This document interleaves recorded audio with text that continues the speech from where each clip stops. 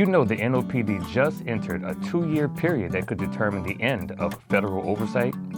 Well, let's talk about it. Hey, I'm DC Paul, and welcome back to Porch Poppin'. The NOPD is transitioning to a 2-year sustainment period after a decade of federal oversight under a consent decree, U.S. District Judge Susie Morgan ruled on January 14th. The consent decree, imposed in 2013 following a 2011 investigation into unconstitutional practices, including racial profiling and excessive force, required sweeping reforms to the department.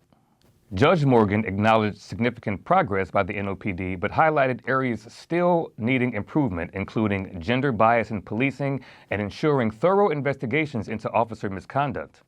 Morgan also lambasted a last-minute maneuver by Mayor LaToya Cantrell's administration, working with Governor Jeff Landry and State Attorney General Liz Murrell to terminate the consent decree altogether, even as city officials had publicly backed the 2-year sustainment period. Morgan said the move diminishes the credibility of the top leadership of the city. In a statement, Attorney General Liz Murrell called the sustainment period a false and empty promise. Every minute of the day that NOPD is spending in federal court is time not spent focusing on protecting the public, she said. In her statement, Murrell said she plans to appeal Judge Morgan's decision.